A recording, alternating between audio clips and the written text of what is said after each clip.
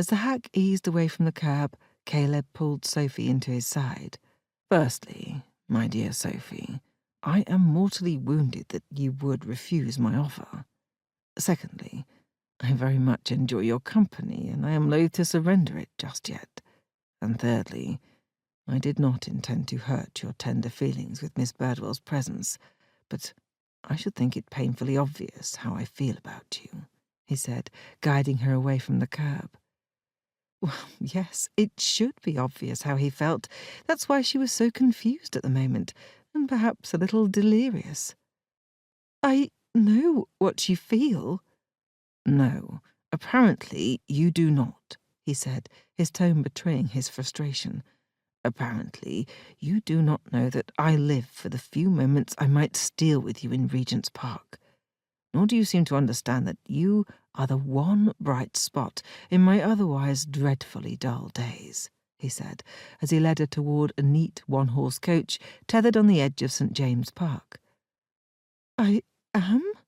she asked, wincing at how breathless she sounded as he helped her up. "Please, Sophie, I am just shy of worshipping the very ground upon which you walk. I have shared the most extraordinary love-making with you.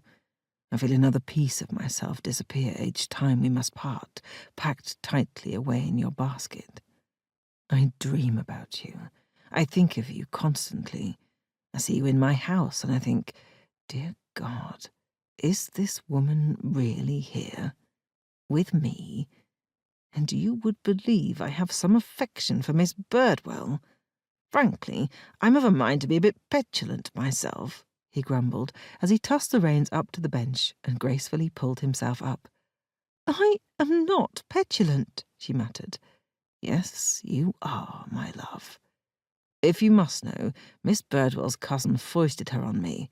I rid myself of her annoying presence the very moment I could, and frankly, madam, you have your nerve thinking the worst of me when you receive my brother on a regular basis." That caught her off guard. "I harbour no affection for Trevor Hamilton, you may rest assured," she exclaimed. He looked at her then, his green eyes shining with exasperation. "Precisely, Sophie." Speechless, she blinked. "Well then, might I have your destination?" This was ludicrous. She should escape while she could and put an end to this secret affair before it destroyed her. But the small smile playing at the corner of his lips was enough to turn her to butter, and as quickly as that she thought that perhaps she had judged him too harshly. "Upper Moreland Street," she muttered, "but you mustn't think for a moment I've forgiven you." He grabbed her hand and brought it to his lips. "You must not ever forgive me. You must not ever let me be less vigilant of your happiness than I am at this very moment." All right. How could she not love a man who spoke so beautifully?